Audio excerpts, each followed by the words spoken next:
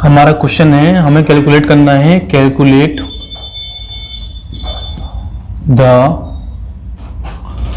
Design strength of 20 mm dia bolt of grade 4.6 for the given arrangement. तो अब तक जो भी हमने सीखा है, shearing, bearing, design strength, pitch, सब यूज हो जाएगा इस क्वेश्चन के अंदर। Everything will be use in this question. तो आपको समझ में आएगा कि तीन हम कर क्या रहे थे, अरेंजमेंट। ठीक है, ये ऐसा अरेंजमेंट है, ये कैसे फोर्स लग रहा है, पी बोल्ट कनेक्टेड है ऐसे करके, ठीक है, ऐसे बोल्ट हो गया हमारा, ये थ्रेडेड पोर्शन हो गया बस 10-12। ठीक है, ये दे रखी है हमें 10, ये दे रखी है 12। ये क्या है, 12 mm की थिकनेस है, ये 10 mm की थिकनेस है प्लेट की, बोर्ड लगा रखा थी ना। हमें कैलकुलेट करना है क्या, डिजाइन स्ट्रेंथ कैलकुलेट करना है। क्वेश्चन नोट कर लो तक आप। तो मुझे क्या करना है, सॉल्यूशन करना है भैया इस क्वेश्चन का। मुझे कैलकुलेट करना है डिजाइन स्ट्रेंथ। क्या पे यहाँ पे क्या है, डिजाइन स्ट्रेंथ। डिजाइन स्ट्रेंथ निकालनी है मुझे भैया, ये इसकी बोल्ट की। तो मैं जानता हूँ जो डिजाइन स्ट्रेंथ जो होगी मेरी, वो क्या होगी, design strength will be minimum of क्या, शियर या बियरिंग में, यही तो होगी। ये चीज तो पढ़ के आए हम अब तक, जो हमने पढ़ा है पिछले 1-1.5 घंटे के अंदर, 2 घंटे के अंदर, वो यही तो पढ़ा है कि जो डिजाइन स्ट्रेंथ होगी बोल्ट की, वो तो शेयरिंग और बियरिंग की मिनिमम होगी। ठीक है, अब इसको अब एक इंटरेस्टिंग चीज बताऊंगा, लेकिन पहले क्वेश्चन सॉल्व करते हैं, अभी शॉर्टकट नहीं लेते हैं। तो अब हम शेयर में सॉल्व करते हैं। तो शेयर की स्ट्रेंथ हम कैलकुलेट करते हैं। ठीक है, तो शेयर स्ट्रेंथ ऑफ बोल्ट निकालते हैं, शेयर स्ट्रेंथ ऑफ बोल्ट। ठीक है, सिंपल एक फॉर्मूला यूज करना, हम बताया था हमेशा, वो फॉर्मूला याद रहेगा तो उससे हम रिवर्स इंजीनियरिंग करके हम पहुंच सकते हैं कि फॉर्मूला क्या था, बस हमें वो पता होना चाहिए। तो फॉर्मूला में क्या होगा, क्रॉस सेक्शनल एरिया होगा मेरा, इफेक्टिव क्रॉस सेक्शनल एरिया, जो कि उसको रेजिस्ट कर रहा होगा, जो भी मेरी फोर्स आ रही है पी। कभी कोई क्वेश्चन में पी की जरूरत पड़ जाती है तो हम कैसे कैलकुलेट करेंगे बताएंगे बाद में, नहीं गिवन हो तब भी हम कैलकुलेट कर सकते हैं। ये मैक्सिमम लोड करेंगे कैपेसिटी लेते हैं किसकी, मेंबर की। मैक्सिमम लोड करेंगे कैपेसिटी क्या होती है हमारी, ग्रॉस एरिया इंटू, और ग्रॉस एरिया में से यील्ड करता है, तो ये होगी। ठीक है, इसको अभी याद मत रखो, कंफ्यूज हो जाएगा मामला, ज़्यादा गहरा हो जाएगा मामला, डूब जाओगे। तो इसको हटा देते हैं अभी बच्चों क्वेश्चन है, मुझे सॉल्व करते हैं। तो हमारे cross sectional area into permissible stress, ये तो फॉर्मूला था हमारा, ये चीज याद रखनी है। अब शेयर में क्रॉस सेक्शनल एरिया कैसे निकालते थे, क्रॉस सेक्शनल एरिया शेयर में, बताओ कैसे निकालते थे। यहाँ पे क्या है, हमारा नेट है। ठीक है, नेट नहीं हो तब भी नेट में निकाल दो तो बेटर है, क्योंकि हम सेफ साइड रहेंगे। हम कब सपोज नॉमिनल में ही वो जो प्लेन है मेरा वो नॉमिनल ही है, बट मैं नेट में कैलकुलेट करूंगा तो मैं सेफर साइड चला जाऊंगा, क्योंकि मैंने ये वैल्यू कम कर दी तो जो मैं डेजिग्नेटेड बोल्ट स्ट्रेंथ होगी शेयर में वो मैं कम रिप्रेजेंट करूंगा, उसको कम डिनोट करूंगा, मतलब फाइनली मैं उसको बताऊंगा कि कम है, वो सेफर साइड रहूंगा। तो हमारा क्रॉस सेक्शन एरिया क्या है, सपोज ये थ्रेडेड पोर्शन में जा रहा है, तो यानी कि ए नेट कितने शेयर प्लेन है यहाँ पे, एक ही दिख रहा है मुझे। तो एक शेयर प्लेन है, तो नंबर ऑफ शेयर प्लेन कितने हो गए, हमें फॉर्मूला पता था, NS into AS plus NN into AN। वैसे फॉर्मूला लिखवाता नहीं हूँ, लेकिन बस लिख दे रहा हूँ। ये इफेक्टिव टोटल इफेक्टिव और हो गया, परमिसिबल स्ट्रेस मेरी यहाँ आ गई। ठीक है, तो शैंक में तो कोई है नहीं, तो ये वैल्यू 0 हो गई, NS की वैल्यू 0 हो गई, AS 0 हो गया, टोटल 0 हो गया। तो ये बचा मेरा ये कितना है 1, ये कितना होता है 0.78 इंटू π/4 d स्क्वायर। पीछे अपने पेज पलटो देखो, ये लिखा हो तो, नहीं लिखा हो तो वापस से जाइए आप लेक्चर में देखिए। इसलिए हम इसको हटा देते हैं, ये सब कुछ फायदा नहीं है, ये अपना रटना वटना नहीं है कुछ भी। ठीक है, समझ के याद करना है, मैंने याद करो तो पेपर ही नहीं सॉल्व होगा, याद तो करना है लेकिन समझ के। अब याद नहीं करोगे तो कैसे, अब मैं थोड़ा एक्सप्लेन कर दूंगा कि परमिसिबल स्ट्रेस शेयर में कहाँ बोल्ट पे फेल होगा, अल्टीमेट बोल्ट पे जाके फेल होगा, ये तो आपको याद ही रखना होगा। ठीक, क्रॉस सेक्शनल एरिया में कितना हो गया, नेट है, एक शेयर प्लेन है तो यानी कि 1 शेयर प्लेन। ठीक है, नेट होगा तो नेट एरिया कितना होता है 78% ऑफ द ग्रॉस एरिया होता है, यानी कि 0.78 into π/4 into D square. D कितना है यहाँ पर, डी कितना है मेरा डी कितना है, ये है हमारा डी 20 mm, ये रहा डी 20 mm, तो ये हो गया 20 का square into permissible stress. Permissible stress shear में क्या बताया था, शियर में बोल्ट अपने अल्टीमेट पे फेल होगा, शियर में बोल्ट अपने अल्टीमेट पे फेल होगा, शियर में बोल्ट अपने अल्टीमेट पे फेल होगा। दिमाग में एकदम घुसा लो इस बात को कि शियर में बोल्ट अपने अल्टीमेट पे फेल होगा। तो शियर में बोल्ट अपने अल्टीमेट पे फेल होगा, तो ये कितना हो गया, ultimate of bolt, ultimate of bolt upon ultimate है, अल्टीमेट है तो बताया था अल्टीमेट होता तो 1.25 आता है, तो अल्टीमेट होगा तो 1.25 आएगा। और यहाँ पे शियर भी है, यहाँ पे शियर भी है, यहाँ पे शियर भी है, हम शियर स्ट्रेंथ कैलकुलेट कर रहे हैं बोल्ट की, तो शियर भी है तो √3 आ जाएगा। और ये कितना है, एफई बोल्ट, एफई बोल्ट कहां से निकालते हैं, FE bolt grade of bolt से निकालते हैं। ग्रेड क्या है बोल्ट की, बोल्ट की ग्रेड हमें गया ना, ये 4.6 का ग्रेड का बोल्ट है, 4.6 ग्रेड है, तो 4.6 ग्रेड है तो एफई अल्टीमेट कितनी होगी बोल्ट की, 400 न्यूटन पर mm स्क्वायर होगी। ठीक है, तो ये कितना आ गया, 400 न्यूटन पर mm स्क्वायर। बहुत गड़बड़ सगड़ हो गया, चलो नीचे देखते हैं यहाँ पे। तो ये हो गया 1 × 0.78। मैथमेटिक्स मेरा काम नहीं है, मेरा काम है कॉन्सेप्ट सिखाना, मैथमेटिक्स आपको करना है।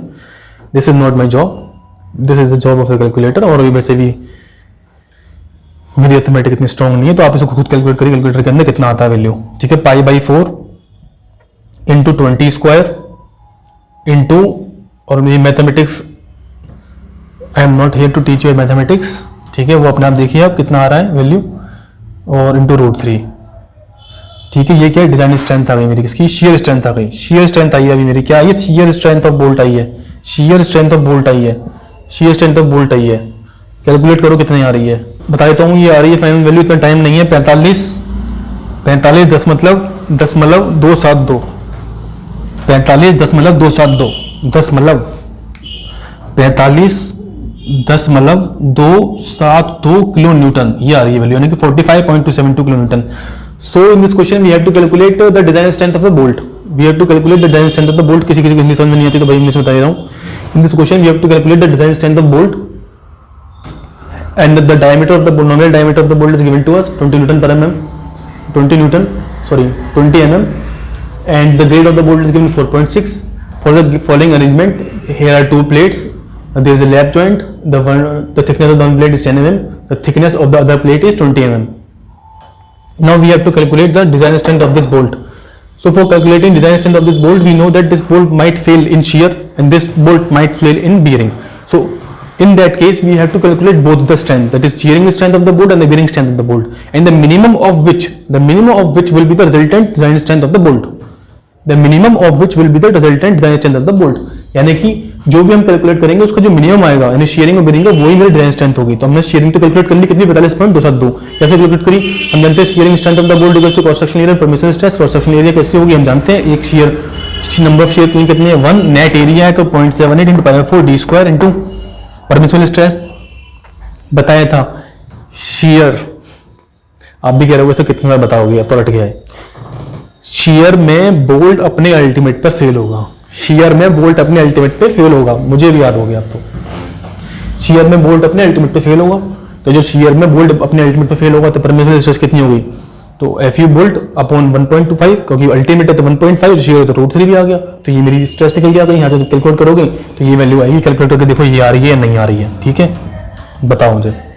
तो अब हमें कैलकुलेट करनी है कि बियरिंग स्ट्रेंथ, शेयरिंग तो मैंने कैलकुलेट कर ली, कितना आया था sharing strength, design strength of bolt and shear कितनी आई थी भाई, कितनी आई थी, ओके, शेयर कितनी आई थी मुझे याद भी नहीं रही, अब तो सही 45 पॉइंट समथिंग आई थी, 45.272 किलो न्यूटन।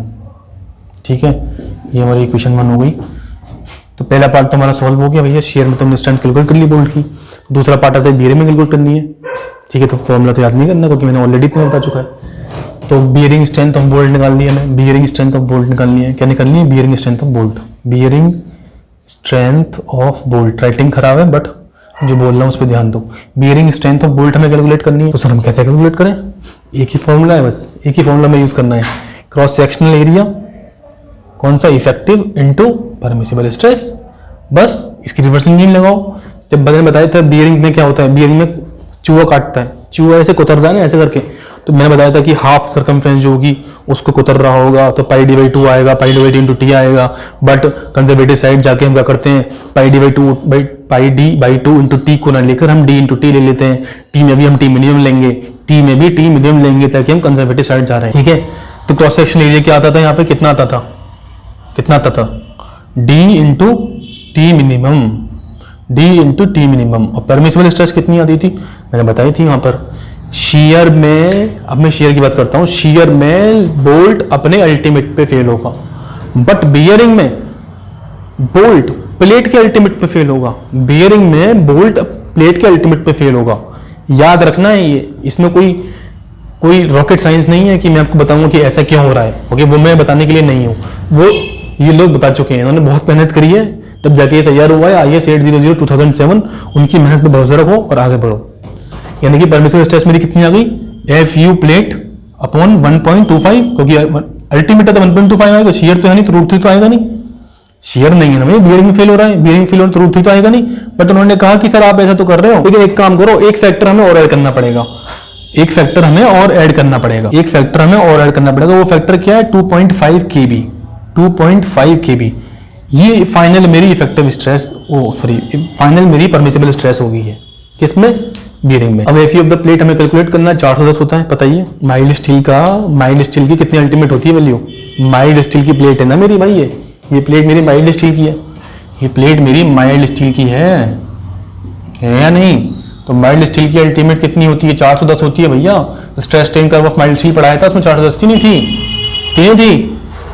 ठीक है। तो मेरे को डी पता है, टी मिनिमम पता है 10 12 10 मिनिमम हो गया, एफी प्लेट पता है 410 हो गया, ये पता है। के भी नहीं पता भैया, के भी निकालना है, के भी का तो गेम है सारा। तभी तो 15-20 नंबर का 15 नंबर क्वेश्चन आएगा यदि आपको डिजाइन स्ट्रेंथ पूछेगा किसी बोल्ट की 15 नंबर का। सब्जेक्टिव पॉइंट ऑफ व्यू से हम पढ़ रहे हैं अभी हम सब्जेक्टिव पॉइंट ऑफ व्यू से पढ़ रहे हैं। जो भी कोडल प्रोविजंस हैं, जनरली पेपर 1 के अंदर कोडल प्रोविजन ही आते हैं, जनरली कोडल प्रोविजन ही आते हैं। कुछ क्वेश्चंस हैं जो बहुत ही सब्जेक्टिव अप्रोच से सॉल्व होंगे, कुछ जो वो नहीं आएंगे। जैसे कि ये क्वेश्चन है, ये पेपर 2 में बहुत इंपॉर्टेंट है।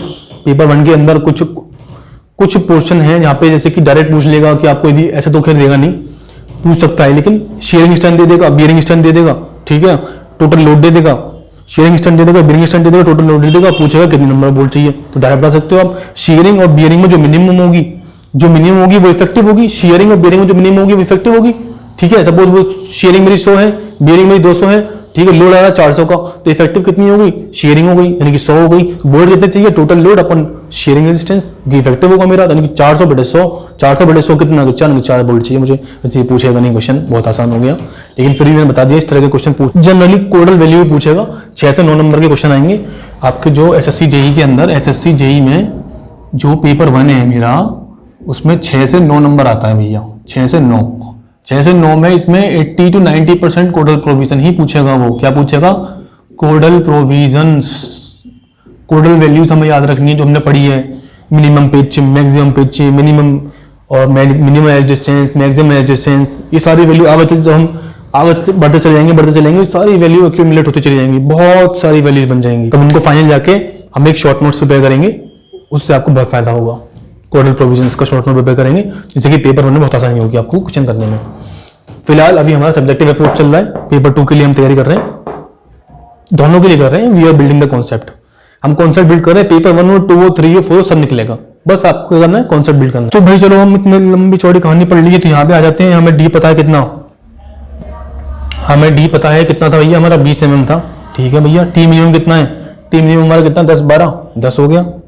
एफयू प्लेट कितना, 410 हो गया, एफयू प्लेट 410 हो गया, ये 1.25 हो गया, ये 2.5 इंटू केबी, सारा गन केबी का ये हमें कैलकुलेट करना है भैया बस। और केबी हम बता ही चुके हैं आपको, केबी क्या होता है, E0/3D0 या P0/3D0, ठीक है। FU plate, FU bolt upon FU plate, FU plate upon FU bolt सही है, FU bolt upon FU plate सही है बिल्कुल, हाँ एक्सीलेंट। तो अब हम क्या करेंगे, तो इसमें E0 तो मुझे पता नहीं है, अब नहीं पता तो मिनिमम लेना पड़ेगा ना। तो E0 की जो मिनिमम वैल्यू कितनी थी, E0 की जो मिनिमम वैल्यू थी कितनी थी, 1.5 क्या थी, 1.5 D0 थी, मिनिमम एज डिस्टेंस 1.5 D0 था। तो फिर यहाँ पर KB की वैल्यू कितनी आ गई मेरी, तो और P0 की वैल्यू मिनिमम कितनी थी, P0 क्या है, पिच मिनिमम कितनी थी मेरी, 2.5D, ये 1.5 D0, ये 2.5D। इन वैल्यूज को यहाँ पुट करो, KB की वैल्यू बताओ कितनी आ रही है, KB की वैल्यू बताओ कितनी आ रही है। तो KB की वैल्यू कैसे निकालूंगा मैं, यहाँ से निकाल लूंगा KB की वैल्यू, इनकी मिनिमम होगी, यानी कि ये होगी 1.5 D not upon 3 D not. F U bolt कितना हो गया, ग्रेड क्या है 4.6 4.6 तो बोल्ट का कितना हो गया अल्टीमेट 4.6 तो 400। प्लेट का कितना हो गया अल्टीमेट 410। माइल्ड स्टील यूज कर रहा हूँ, ठीक है। और ये तो यहाँ पे गड़बड़ हो गई है, माइनस 0.25 ही होता है यहाँ पर। तो पी नॉट कितना है 2.5 D, 2.5 D upon 2.5 D upon कहाँ गया 3 डी नॉट, और ये वैल्यू 1। तो ये कैलकुलेट करो यहाँ से कितना आ रहा है। कैलकुलेट करेंगे तो भैया ये तो कितना हो गया, डेढ़ दूनी 3 2 1.5 हो गया, ये 0.5 हो गया, ये 1 दे रखा है। ये वैल्यू 400 से 400 इसको डिवाइड करो कितनी आ रही है, ये वैल्यू आ गई मेरी 0.976।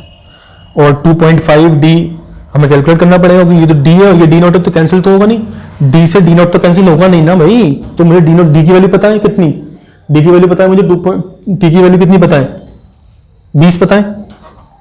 तो 2.5 तो ये वैल्यू मैं यहाँ कैलकुलेट कर रहा हूँ 2.5 डी, डी की वैल्यू कितनी है 20 अपॉन नीचे क्या है 3 डी नॉट 20 है 20 है। टेबल पे जाओ डी नॉट कैसे निकालेंगे, 12 से 14 डी प्लस 1, 16 से 24 डी प्लस 2, 27 से 27 से ज़्यादा डी प्लस 3। तो हमारा क्या आ गया 16-24 के बीच में आ रहा है, 20-16-24 के बीच में आ रहा है, डी प्लस 2 हो गया, यानी कि 20 है तो नीचे 22 आ गया, ठीक है। तो ये 22 आ गया, ये 20 आ गया, 2.5 इंटू डी मेरा कितना है 20, ये हो गया नीचे 3 इंटू 22। इसे कैलकुलेट करो भैया कितना आ रहा है वैल्यू, है शायद दिख नहीं रहा होगा इधर ऊपर दोबारा, कोई बात नहीं, समझ में आ रहा है ना, समझना जरूरी है। इसमें कुछ है नहीं, क्रॉस सेक्शन ले लिखा, यहाँ केबी की वैल्यू निकाल लो, बाकी सब तो लिख दिया ना, केबी की वैल्यू निकाल लो, केबी की ये टेबल होती है, ठीक है। ये भी नहीं समझ में आ रही तो पीछे पलटो पेज अपने, लिखा है तो नहीं लिखा तो पीछे जाओ, रिवाइंड करो, दोबारा देखो और चेक करो कि मैंने क्या लिखा था वहां पे। तो ई अपॉन 3 डी नॉट, ये हो गया P upon 3 D naught minus 0.25, ठीक है, माइनस 0.25। ये वैल्यू हमने कैलकुलेट करो कितनी आ रही है।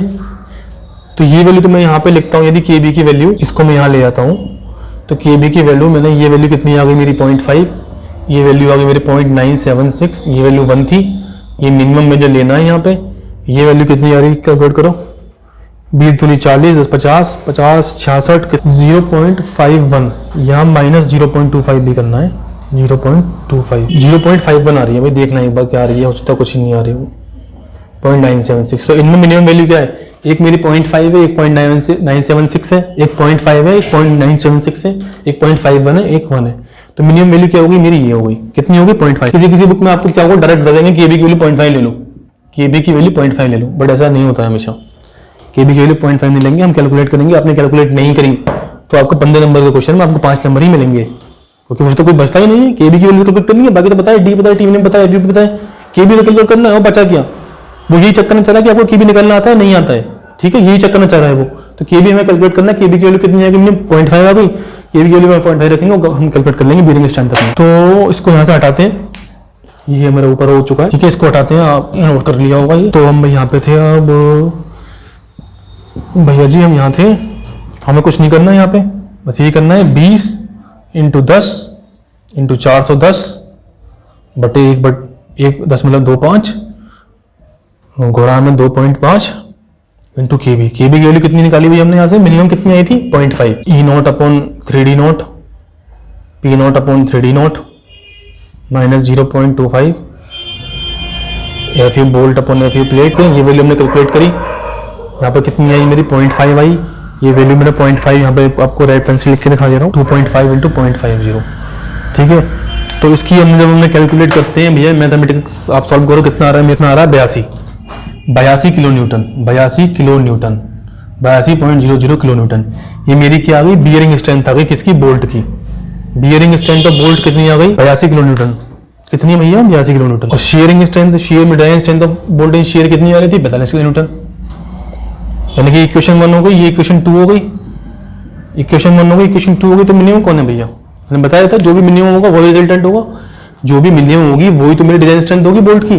तो ये आ रहा है शेयर में इसकी स्ट्रेंथ आ रही है 45.272, यहाँ पे आ रही है 82.00 किलो न्यूटन।